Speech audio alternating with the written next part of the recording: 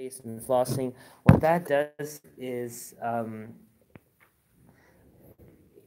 you cannot say go around having bad breath or something, especially in the workplace and stuff, but you should be cognizant of the fact that you are fasting, and by constantly putting flavors into your mouth to try to conceal something is not the best thing to do. Yeah, if you went to sleep after Fajr, you woke up, you have to go work, you have to go out, you can brush your teeth quickly, but of course you can't ingest this and understand that that smell or that the flavor that's in the mouth can lead to making that practice disliked in the fast. So miswak is a real good sunnah to kind of adopt during Ramadan.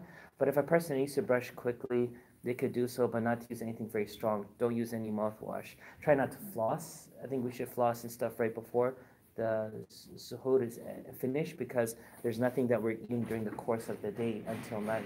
So there wouldn't be a need to floss. So no one could say it's haram. Some have said there's nothing wrong with it. Some have expressed their displeasure or disapproval with that. I think we have to keep a balance when it comes to this, inshallah. I have one question. Yes. What about the spray, the allergies? So if a person is putting like a nasal spray, so long it's not going into the stomach, it's fine. It has its purpose. Anything that is reaching the stomach or into the blood system, or that it is being given for the sake of gaining energy or stability, then there's a problem with that. So it's like a nasal spray it's No, the mouth. The mouth. oh, so algae spray in Yeah, the mouth. yeah. So if that goes down into the stomach, we'll have to ask a scholar and see what happens according to that, inshallah. Yeah, we'll do a fiqh 101 on fasting, inshallah, before Ramadan. These are good questions, alhamdulillah. Alhamdulillah. Assalamu Okay, sisters, we have a few things to discuss today, inshallah. One is our Ramadan prep, one is a recent incident, and inshallah, one is the class itself. We all might know that there is, unfortunately, someone just texted it. I think they're going to discuss this on a larger scale. We had another unfortunate incident of a child taking their life in our community. Janazah is today, inshallah, at Fort Worth. And now it's becoming the talk. We know the child passed away, but someone had to go out there and really talk about it. And now some people are texting me that they want to sit down and have a session with the parents. I feel the biggest challenge our children are facing is called neglect. I don't think it's American culture. I don't think it's the peer pressure. I don't think it's the school. I don't think it's the society. I think it's neglect.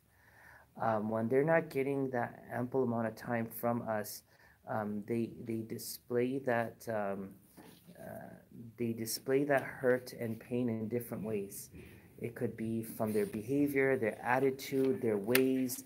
There's going to be a lot of changes in how they are. But as a parent, we may not notice those changes because we're not noticing them as much as we should notice them. So these are very troubling times. It opens moments of for us to recollect on what's happening and why it's happening and what we need to do, what I need to do to better the situation. We can't go into the details of a person's life and what they've done and why this happened. This is none of our business. Many times you hear the question, what happened? What happened? Who did it? What happened? Tell me the story. No one needs to know the story. It's no one's business, this story. What happened now has been told to us by people are telling us that this has happened.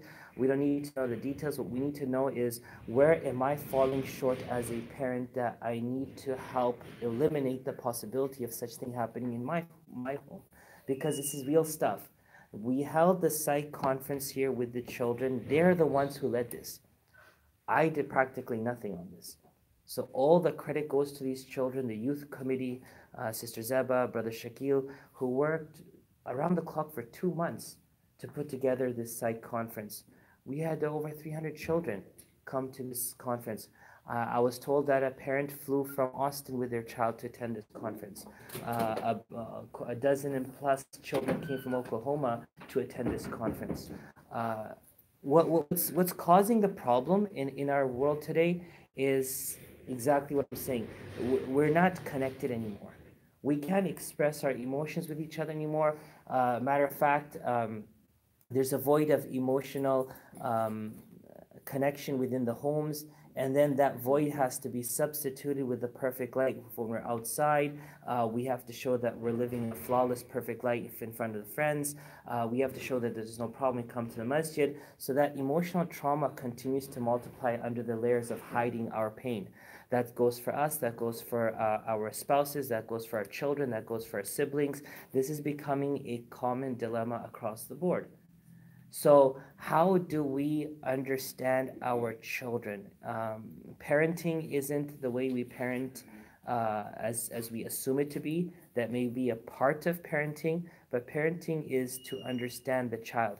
When people ask me about qadr and fate, I always give the example of a mother and a child. People ask, how does God know and God doesn't control and you have choice? There's always a question some people like bringing up because they want to discredit the fact that fate is something, qadr is something. So the example I give is that there's a mother who is at home with her friend and she's cooked many different cookies, strawberry shortcake, chocolate chip, and whatever else. And she's telling her friend that my son or daughter is going to come home and they're going to eat up all the chocolate chip cookies. Now the son comes home and he says, "Assalamu alaikum, Mom, how's it going?" And he starts eating on the chocolate chip cookies. Now the thing was, did the mother control the child with a joystick? Did the mother, control the child's mind or tell the child what to do? No. The mother knows the child. The mother knows the likes and dislikes of the child. That's the connection a mother has with the child, and that is why she made that statement, and she stood by that statement, and that statement was true. The child came and ate the chocolate chip cookies. Now, the friend was saying, no, the strawberry shortcake ones smell better. No, the mother knows the child. The question is today, we don't know our children. We don't.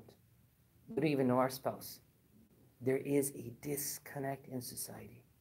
The World Economic Forum, I gave the khutbah on loneliness. This morning they launched another video about the 4 types of loneliness and how people don't have people to talk to. And this is becoming a real big problem. Because when a person internalizes their issues and brings it home, like they don't want to talk. I don't want to talk to you. I'm going to bring it into myself, right? I don't want to tell you. I'm going to just keep it to myself. You know what's happening now? Ultimately, that cycle is becoming like a tornado in my head because it's all flying around. And you know what the core is? It's my fault. I'm wrong. I'm the bad person. I'm the one who should take all the blame for this. And ultimately what happens? We take decisions on our head. We should never do that. So another call in our community, it's a wake-up call that our buildings, our institutions, our religion is only as good as our connection with each other. That's something I've been pushing for, and a lot of people consider this to be wrong, but truly, we have to look at a bigger picture. Our communities are not going to be defined by the brick and mortar. It's going to be defined by how we can come together, understand one another, solve our problems, inspire one another, give support to one another, and help us change ourselves for the better. So, inshallah, I think the sisters are going to be talking about this with you in more detail. I was just sent that message, so I said, let me just share it with you all. And we pray for the family. We pray for the child. We pray for the family. Ask Allah subhanahu wa ta'ala to do what's best for both of them. Many times in these situations, people love bringing up religion. Oh, there's a hadith that if you do this and this guy, don't teach me those hadith. I'm sorry, I tell people, don't teach me these hadith. I'm not saying in an arrogant way. I'm saying it because you don't know the context of what this person is going through. We don't know what the mental condition of the person was when they did what it is. Because in our deen, a person who is ma'adhur, a person who has uzr, who has a reason, they are exempted from prayer. They're exempted from so many things in our religion. Why? Because that inability to have the capacity to do things in a stable fashion takes them away from the accountability and responsibility of Islam. We don't know the situation. We don't. So we should never use religion to put someone down further in a hole that they're already falling in. And, we should create a sisters support group, where people could just talk to each other. Nowadays, like our device texting, all the time texting doesn't make any sense. If you talk, Then Thank you you. can understand people mentality Thank and the you. situation. That is so true. It's just so overwhelming. Everyone opens a new WhatsApp group. Yeah, I know. And then when you talk about subjects, someone throws in Ramadan, someone throws in the sale of the week, someone throws in this restaurant. Like, are we talking about this or that? Like, what? Some people love sharing a million different messages to a million different chat forms, and it just messes things up. We don't need any more electronic talks. We just need face-to-face conversations. We could create a sister circle where it's a non-judgmental. Use one of the rooms upstairs. We come together and we discuss issues. Because remember, a great chunk of the problem is reduced once you start talking. Then we could understand, a sister can identify, no, this person needs help. We can connect them with the help that they need. But we need to start talking first. If the talk isn't there, and a person's constantly on this chat, sisters helpline chat, and all you're doing all day is just watching, you're getting more depressed. You need to talk to each other. A perfect family is a family that is struggling to become better. That's a perfect family. There's a notion in our religion, not a religion, in our culture. If people find out, मेरी बेटी से कौन शादी करेगा? Like, could you wake up and smell the coffee? Like, what are you talking about? Who will marry my daughter? If I say something that my daughter needs help, if I walk into a psychiatrist's office, or I walk into a psychologist's office, or I walk to a mental health professional with my child, people will say, this person's daughter is crazy. Tomorrow, no one's going to marry her. If that is what's preventing you from helping yourself and helping your children, I ask a simple question. How long they will survive? My question is, that's a very important question. My question is, what will Allah say to you tomorrow? If you're worried about what people will say, what will Allah say to you tomorrow? You knew that these problems existed, but you ignored. You knew that help was there, but you ignored it because you feared what people would say. Your daughter, your son is going to marry the one that Allah has written already up in the heavens. And it's going to be perfect, inshallah. You don't need to be the ones to dictate that. You don't need to be the ones that dictate that. The people who use that, na'udhu billah, I don't like saying this, but the people who use that excuse today, I've seen what happened, and subhanAllah, may Allah protect everyone. Let's not go that route. To try to say, my family is perfect, my family is pure, we're the best people. None of us are. I'm the first one to admit it. My family, we're the most imperfect people. We have our struggles. My kids and I have our struggles. Why? It's part of what the family's about. I need to give more time, I need to understand, and I need to work, and I need the help. So all of us seek help from each other, and that's what the ummah is about. The Prophet ﷺ didn't have a clinic set up in the masjid. This is a doctor, this is a psychologist, this is a marriage counselor. The Prophet ﷺ didn't have that in his masjid. If he did, someone could tell me. What he had was they had each other. They had one another. One time a person was coming to talk to Abu Bakr radiallahu anhu because him and his wife are having a dispute. So he's walking to the house of Abu Bakr radiallahu anhu, and Abu Bakr radiallahu anhu is outside his house standing. And his wife is lashing out at him. His wife is lashing out at him and telling him, she's getting mad, and she's telling him, and he's standing there listening. And he saw that. He's like, okay. And he started walking. And Abu Bakr radiallahu anhu saw him, so he approached him and said, were you coming for something? He said, no, Amir al-Mu'minin, it's okay. He goes, no, you were coming this way and you made it 180. There's something wrong. He goes, well, I was having marriage problems, so I was coming to you, but it looks like you have marriage problems also. I think you need to take care of your business first, and I'll handle mine. And he said that we do so much for ourselves, we do so much for the deen of Allah subhanahu wa ta'ala. We neglect our families at times, and they have a right to speak, and they speak, and I have to listen. So he was teaching that this is part of the process. So until we don't break those taboos and break down those walls and barriers of perfection, we're just going to keep on losing children and women and the whole 9 yards. I did 2 janazas in Florida that I can still remember. My first janaza, the first body I washed in my career, in my life, was a child, a teenager who shot himself through the mouth, through and through, because his girlfriend broke up with him. And the next day in the janazah, she was there at the cemetery crying. A mother who hung herself in the garage and committed suicide because she thought her husband's having an affair. Husband's having an affair or not, girlfriend broke up with you or not, doesn't mean your life ends. Your life is a gift from Allah. You are something no one else can make you or take away from you. The Prophet ﷺ, his whole world broke around him. He never thought about that. The Prophet ﷺ's father was already dead. He was looked on as an orphan. His mother died, uncle died, grandfather died, wife died, daughters divorced, sons are dying. Did he ever say, I'm not worth it anymore? No, you are who Allah made you to be. End of story. No one should define you. No one should take that away from you. Your struggles will only define that perfection in you. Don't ever let those thoughts come to you. And teach your children these things. They don't need books. They don't need you to sit down and teach them books. What we're missing is not education. What we're missing is that sohbat. That you sit down with your grandmother, your grandfather, your uncle, your aunt, your mother, your father, and they teach you life stories. They teach you things in life that they learned after 20 years of mistakes, after 10 years of mistakes. Those are lessons our children need. They're getting their Sunday school and Tuesday school and Nazar classes. What they need is that connection. What they need is a mother-daughter, mother-son, father-daughter, father-son time, grandparents-children time. Not that they take them to the store and buy toys for them. That's there, that's given. But sit down with them and talk. Just sit down with a child and talk. And it's not going to be easy. If you're going to go sit down in front of your child, they're just going to be looking at you. What do you want? I didn't do anything wrong. Did someone say something to you? Why is that happening? Because we don't have those conversations.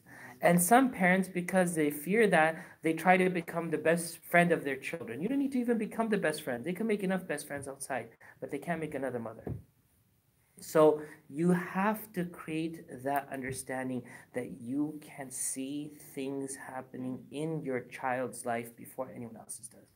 Sadly, it's others that see it and out of concern bring it back to us. Do you know this is what's happening to the child? And unfortunately, because we have neglected that connection, we fail to notice it. We fail to notice it. So, there's a lot to talk about this, and inshallah, we will process this as time continues, and we'll continue, inshallah, with Psyched. We want to have a parent conference. As we had the children conference, we're going to have a parent conference on parenting, and inshallah, hopefully we can get that done before Ramadan, bidnillah. We want to move on to Ramadan, inshallah, number 7. Let's talk about number 7. We have our box of 9, our tic-tac-toe square, if you made that. So I made my tic-tac-toe square. 2 lines across, and I made a box around it so I could fit my 9 things into it. We got our first 6, bidnillah, alhamdulillah. We have number 7 to talk about today. So Ramadan is a month of giving, right? This is a month of sharing and giving and generosity and kindness. It's a month where people anticipate and they receive, people who are in need. They get from Allah subhanahu wa ta'ala, they get from each other. Families have wishes that they want something for Eid, and mashallah, they get it. But this is also the month that we get from Allah, right? We get gifts and we give gifts and we buy gifts and we share gifts. But there's a gift that you get from Allah, which is, I want something from His treasure. I want something from Allah's treasure. I have 30 days to get one thing from His treasure. Allah's treasures are infinite. Allah's treasure has never run low or run out in any given item. With Amazon warehouses being so big, you may find that items are currently not in stock. You walk into a Walmart and you'll find that sometimes items are not currently in stock. But Allah's treasures, never. In a beautiful hadith al-Qudsi where Allah subhanahu wa ta'ala tells us, وَلَوْ أَنَّ أَوَّلَكُمْ وَآخِرَكُمْ وَإِنسَكُمْ وَجِنَّكُمْ قَامُوا فِي سَعِيدٍ وَاحِدٍ فَسَأَلُونِي فَأَعْطَيْتُ كُلَّ إِنسَانٍ مَسْأَلَةً مَا نَقَصَ ذَلِكَ مِمَّا عِنْدِي إِلَّا كَمَا يَنْقُصُ الْمِخْيَطُ إِذَا أُدْخِلَ الْبَحْرَ. This hadith just keeps on moving people, and mashallah, it reminds me and keeps me on that path that Allah is saying that if the first of you, the first, Adam alayhi salam, and the last of you, we don't know who the last person will be, the humankind of you and the jinn of you. So if we have 7.2 billion people right now, and maybe we have like 10 billion jinns, so it's 17 billion, and that's just right now. If we were to say there was over 200 billion from humans and jinn, from time of Adam alayhi salam to last day, let's put a number, 200 billion, right?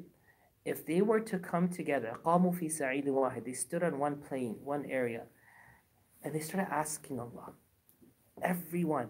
Allah, I want this, I want this, I want this, I want this.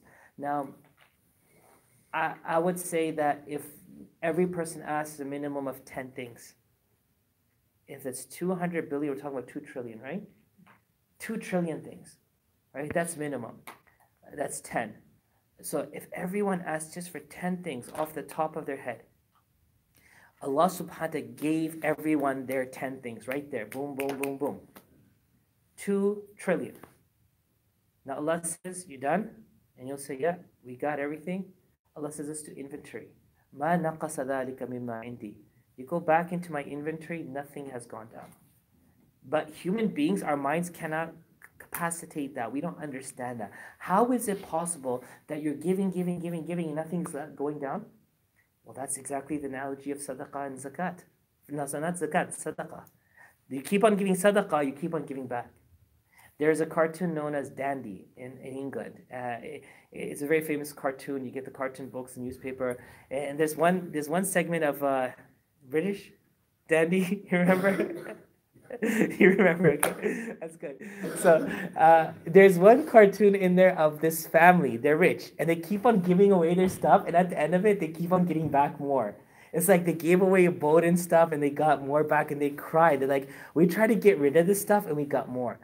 That analogy is so true. In sadaqah, if you give for the sake of giving without acknowledging it, without showing it, without expecting anything, Allah keeps on giving you back. 10 times minimum. Minimum 10 times. Allah's giving. You're getting rid, Allah's giving more.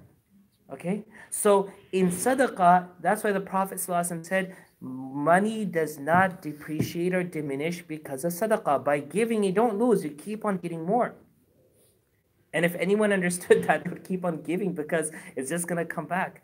So subhanAllah, Allah is saying that for you and your brain to understand this, He said the only way you can comprehend this is إِلَّا كَمَا يَنْقُسُ الْمِخْيَةُ إِذَا أُدْخِلَ الْبَحْرِ. If you took a sui, a needle, right? The needle that you stitch with, you take the needle, you go to an ocean, or you go to a lake, or you go to a pond.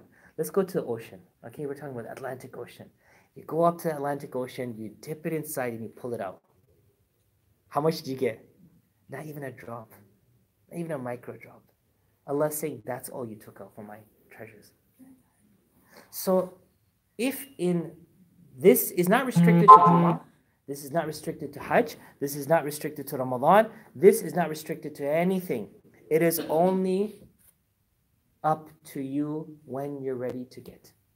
So our plan number 7 for Ramadan is every day we are going to talk to Allah for 1 minute. We are going to talk to Allah for 1 minute and in increments. So day 1 fast, 1 minute. Day 2 fast, how many minutes? 2 minutes. Day 15, 15 minutes. Day 29, 29 minutes. Your dua is going to be 1 minute the first day, 2 minutes the second day, 3 minutes the third day. It's going to keep on increasing by the day number. And the dua is going to be you talking to Allah. You're going to praise Him. You'll send salutations on the Prophet ﷺ, and then you are going to talk to Him for 1 minute, then for 2 minutes, then for 3 minutes. And you are going to give Him a wish list. And you have to receive at least one of them by the end of Ramadan. Without telling the creation, without telling anyone, you tell Allah, I get from people when I ask Him, I want this from you. This is between you and me. And see how He gives.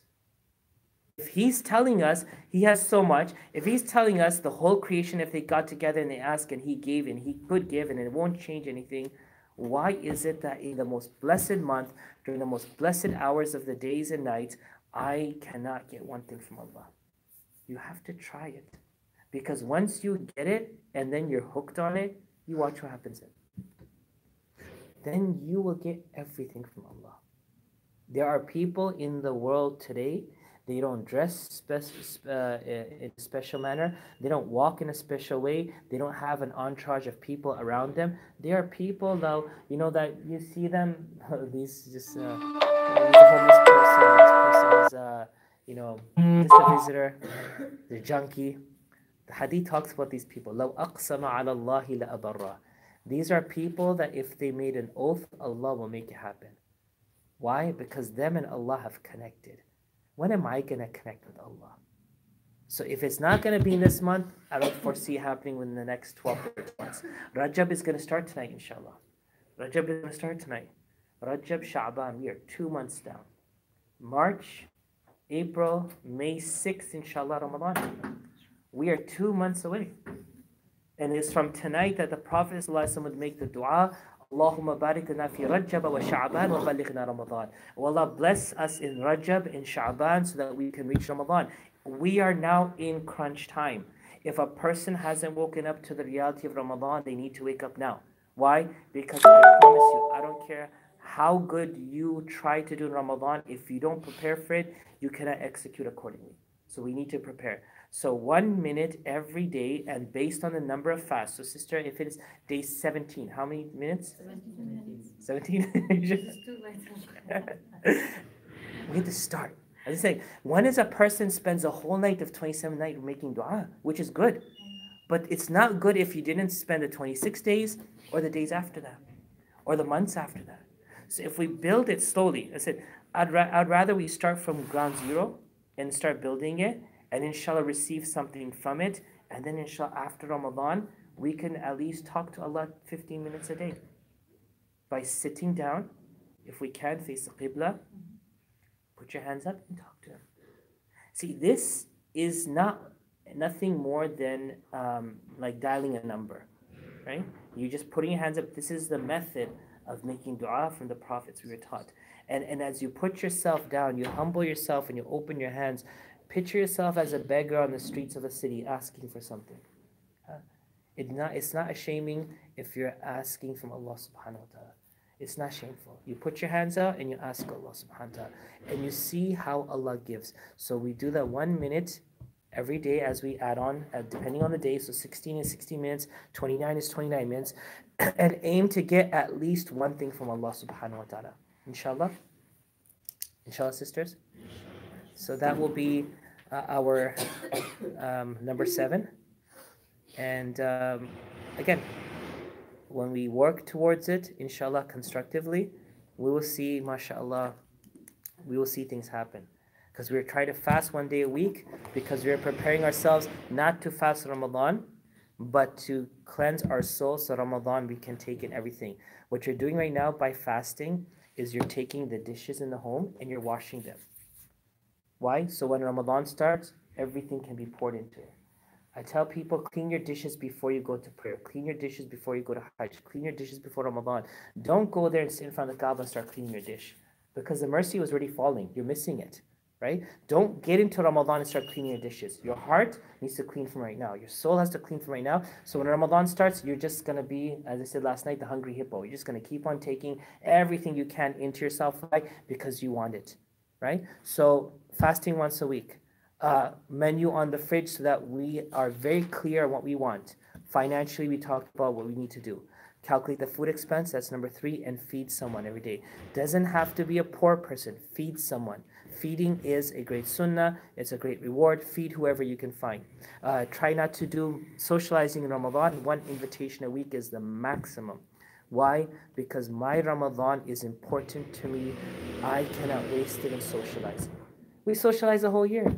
We'll socialize on Eid. Eid never ends for weeks or months. So we'll socialize on Eid day. Give me this month for myself. Create this expectations in your circles, in your families, in your home. That look, we're not going to spend this Ramadan running around like a headless chicken. Here, there. It's not worth it. This is my month. The world is suffering. There's a lot of problems happening in our society. Our world is crumbling. Morality is being destroyed. I need to do my part to uphold it. So for that, I need focus and I need my Ramadan. Write down in your journal what you want to get in this month. What do you want to lose in this month from attitude, qualities, goodness? What do you want to lose? Traits, bad habits, sins. And what do you want to continue post-Ramadan?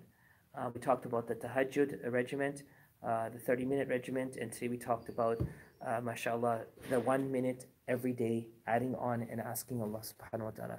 So we'll keep it to those 7 today, inshallah, and then we'll move on to the next, inshallah. So there is a hadith, right, about the rights of a Muslim is to not to accept the invitation. Mhm. So how do we? So before an invitation comes, you already tell your friends in circles, in Ramadan, please don't invite me. Inshallah, I'll be glad to come after Ramadan. But this Ramadan, I need to do something different. And I think we have to set the expectation bar, because when we weren't talking about that, the invitations became parties, became social engagements, became a status symbol. Okay, their Ramadan had a goat, I'm gonna have a cow.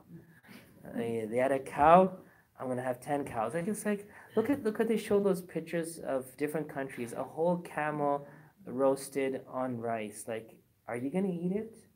If you're gonna eat it and everyone's gonna eat it, make 10 more. It's gonna end up in the trash. Exactly. I've been to people's houses for iftar in Saudi. My friend lives there. We used to spend Ramadan there, and subhanallah, the food preparation alone, I feel sorry for the people. The whole day they had to put that food preparation, and it's only so much you could eat. Your eyes are hungry. Even when you're cooking or you're getting things ready, your eyes are like, okay, I'm gonna eat this, this, this, this, this. But when you sit down and you eat one, you're like, okay, I'm full. That's what Allah subhanahu wa ta'ala is trying to do to you. Why are you fighting that? Allah's making your stomach small. Allah's showing you that with little food, there's barakah, and alhamdulillah, I'm full. I don't need to binge eat. I don't have to keep on eating. I need to show myself that if food was going to end today and there would be no food left in the stores, no food that's growing, we're on that route. You know, honeybees are dying in record numbers. If the insects that pollinate are not happening, then ultimately what's going to happen is we're not going to have food. We're not going to have what you call vegetables and fruits and anything. At that time, I could pick up one date like the Prophet ﷺ did, and I could live a few days with that. I could live a few days with that. Why? Because food is a necessity. It's not a luxury. Food has been made a luxury across the world now. It's a status symbol. If you could walk into that restaurant, it shows like you have something. I'm not saying don't eat food. Once in a while, go and eat, that's fine. If Allah's giving you the money, mashallah, do it. Don't stop. It's a blessing. But don't make that a daily thing. Ramadan is teaching us to become flexible. Don't be stuck in our ways, because, as I said before, once we spoil ourselves, it's hard to reset. You know what? There's people out there who have a lot more money than all of us combined, but they don't spoil themselves. They don't buy the cars that they dreamed of or buy the clothing that they wear, that they wanted to wear. Why? Because once they go down that route, not only does it make them miserable, because now you have to take care of that car and take care of those clothes, but it defines you in a way that you shouldn't be defined. So, simple. Just one thing, like, I just want to say, too much food, Mhm. after that, how many hours are you Fasting. It won't help in praying. Well, that's exactly what happens. Yeah. If you cooked all that food and you hosted people, or you ate all that food and you went to a place, Even if you are somewhere out or. what are the chances you're going to come and pray? Yeah, it's gonna be less. Yeah, the chances are way less. Once you've cooked all day, you're exhausted. Once you've actually set yourself up, dressed up, you went to the place, you ate food, you enjoyed company, now you go back to the masjid and pray. Okay, maybe 4 rakats, maybe 8 if I'm happy. Look, there is 8 rakat, there's 20 rakat. And I don't want to go into the fiqh debate of this, because it's a yearly debate, and we're not going to, inshallah, talk about this Ramadan. I'm not going to talk this Ramadan about the same old stuff everyone talks about. They're going to talk about the moon, they're going to talk about Taraweeh. Is it 12 or is it 20? Is it 80? You could go with that if you want to. I'm going to be talking about things that are practical, what I want to keep. So for me, it's not about the 8 or 20. It's about how much more can I do for the opportunity that I have. It's my opportunity. You know, if you walk into a buffet that charges $10 and you can eat all you want, but I walk in there and I pick up a $5 worth burger, I eat it and I walk out. That's my fault, right? That's my fault. You should have been more smart and not go and spend $10. You could have went to a shop and bought a $5 burger. Why did you go to a buffet and pay $10 and only eat a burger? Same thing, analogy. We come for Ramadan and we're like, you know what? You got 30 days of amazingness, but you know what? I'm just going to do 1 or 2 things. Remember, this month is for you. It's not for anyone else. And Allah subhanahu wa ta'ala in this hadith Qudsi also says, "As-sawmu li wa ana ajzi bi." Like, think about that. Fast, your fasting is for me. I am your reward. I am your reward. He didn't put a number to it, because no number can do justice when it comes to Allah. He is the one. That number is more than enough. So don't get caught up in those things, please. If you can stand or sit, do it and pray to Allah subhanahu wa ta'ala and gain that connection. And as we talked before, don't pray to Him, speak with Him, talk to Him. His words are being read, you reflect on it. SubhanAllah, the other day someone was telling me they're an English teacher about Shakespeare. They're like, Shakespeare wrote in his language of classical English. No one else has written the way Shakespeare has. No one else. But he was a human. And until today in our schools, we teach the children in middle school to practice and reenact Shakespeare's, whatever it may be, books in plays by using his words. His words.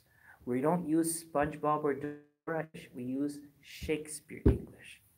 Right? Because his words were very unique in a time when that type of language didn't exist. Quran is a word of Allah. Let's not get into the debate that I don't understand it.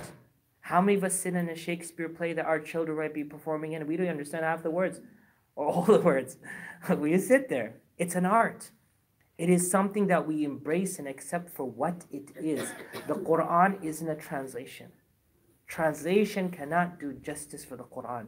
The Quran is the words of Allah. So when you stand up in prayer and I'm a non-Arab, I don't understand what's being said, I'm standing up because I'm embracing the word of Allah. I'm accepting it for what it is.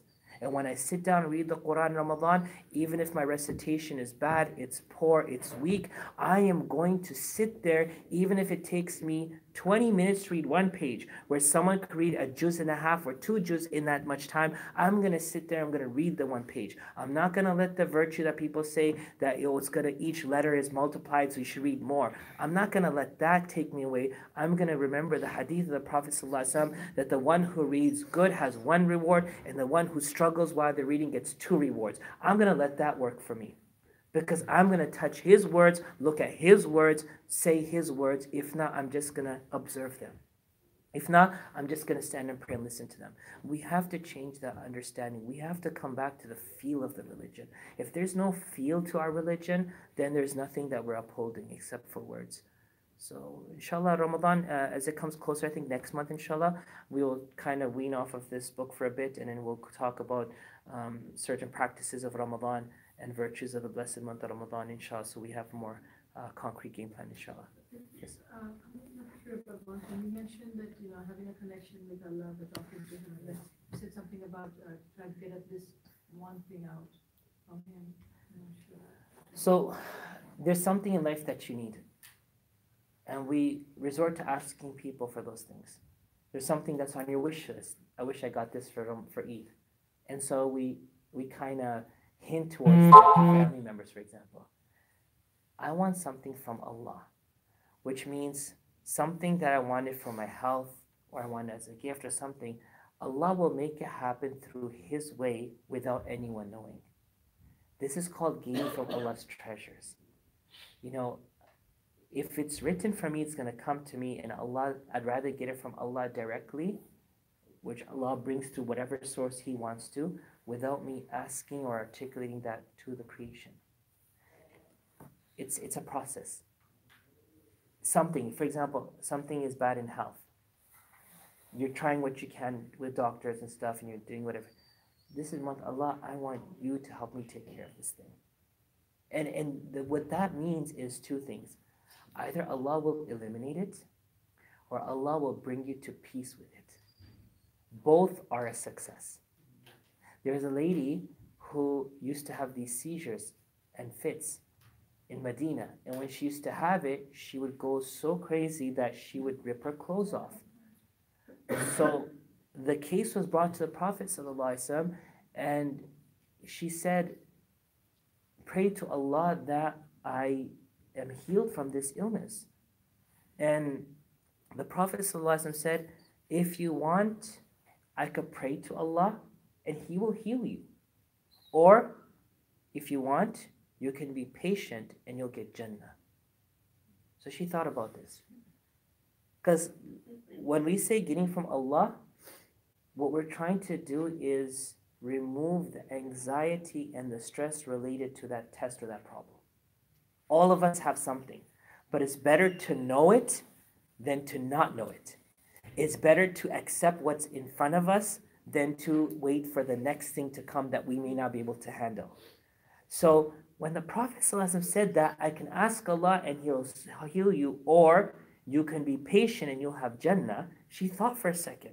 And this is the Prophet ﷺ saying, I'm going to ask Allah from His treasures, you're going to get health. He could do it and you can do it also. But He said, if you will be patient, you'll get Jannah. So she thought, and then she said, I will be patient and I'll get Jannah. But ask Allah, Allah atakashaf, that when I go into these seizures again, I don't become naked, because it's very humiliating.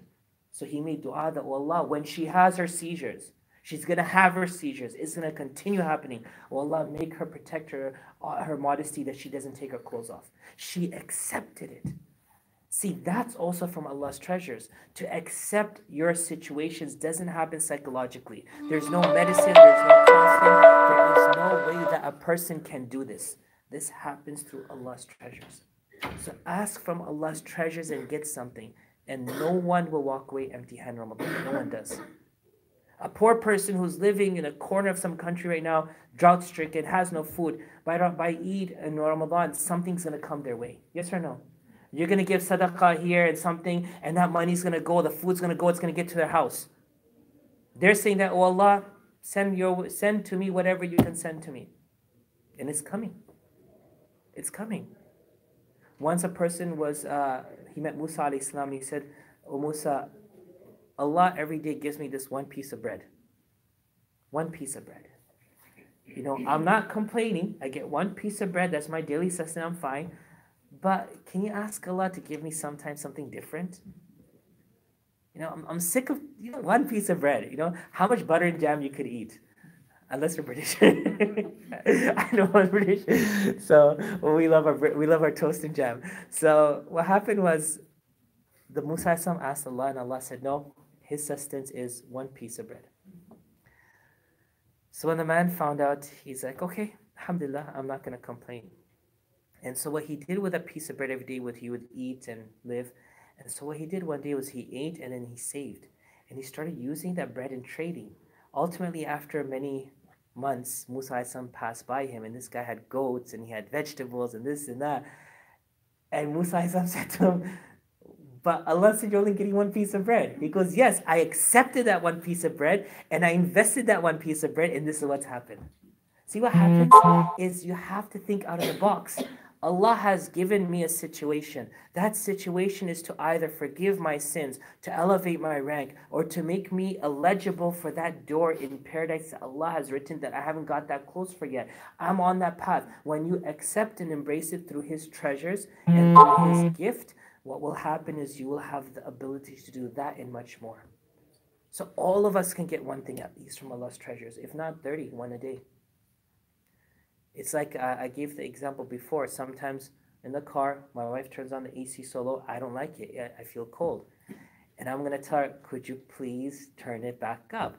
But I keep our mouth shut. I said, Allah, could you tell her to put that thing back up? And then she turns it back up. Thank you. Simple things. It's simple things. We're going to say it. It's going to get done one way or the other. Ask Allah to do it. It's a different way. You're getting the same thing, but with different way, and it's with dignity and honor from Allah subhanahu wa ta'ala. We just have to trust that process. We have to try it first. Before we can trust it, we have to try it. So this is something that Ramadan's about. Ramadan is about, as I said, acknowledging your sins. We all commit some sins, we don't know it's a sin. But in Ramadan, you're going to get hungry. That sin had happened. The hunger is telling you this is detrimental to your health. Stop it. So you wrote it down. I was backbiting, or I was laughing, or I was joking, or I was lying about something, and this happened. This is what I need to get rid of in my life. Immediately, you're going to get hungry. I promise you. Immediately. The second you do something wrong that you weren't supposed to do, Allah is going to take away. He's going to deplete your physical energy to let you know that when you don't take care of this, it's going to deplete all your rewards tomorrow. Note it. Note it down. Make istighfar, pray to rak'ah, and continue and say, this one bad habit I need to get rid of. And there's some things you're going to do and you're going to feel a lot of barakah in your life, a lot of happiness. Maybe 5 minutes of Quran, sitting with your children and talking, reading a book, learning a dua. And you're going to say, you know what, these are things I need to continue after Ramadan. Because I'm seeing goodness of them right now. I want to continue it after, because that goodness can continue also. So alhamdulillah, Ramadan is a month of many great things. Let's not confine it to just Taraweeh, Quran, or fasting. Let's not say it's a month of gratitude and patience or sharing. This month is much, much more. And may Allah allow us to get all of this month, inshallah, in every aspect of this month. And every blessing in this month. May Allah enrich us and our families and our homes and our lives with that, inshallah. Ameen. So I don't think I can continue now, because we have a meeting. Sheikh Arslan is coming at 12:30. But we have a very important meeting because he's leaving for Umrah, and we need to discuss a few things before they do so. We will continue our discussion, inshallah, in 2 weeks. I would just request if you all could let Sister Jawaria know what time you want to continue this class. There'll be one class starting from the week after next week. So there'll be no more 2 classes. We'll continue this book, inshallah. And 12 o'clock, 12:30, whatever the sisters want, inshallah, we'll go according to that. So just consult with each other and let Sister, I think Jawaria is the one who sends the email, right? She sends emails out, so we'll go with that, inshallah. Jazakumullah khairan. Please discuss amongst yourself. I would really hope that the idea that I gave about the sisters group of just sitting down talking to each other, this should be that time. We have halaqas, we have all this stuff that happens, but we need just a form where we could come and sit down and just talk to each other and learn from each other, share ideas, bounce things off each other. I think that's going to be constructive and productive. If you feel that can be done, then we can facilitate that. We can have people sit amongst the sisters to make sure that everything is managed. But we really need to start talking. We cannot internalize it anymore. We're harming ourselves. We're eating away on ourselves, and that's not healthy. So inshallah, may Allah forgive the child and bless him with goodness in the akhirah. May Allah subhanahu wa ta'ala be with the parents and the family and the community. And may Allah subhanahu wa ta'ala protect all our children from all the challenges that they face. And may Allah subhanahu wa ta'ala strengthen them with the light of Iman and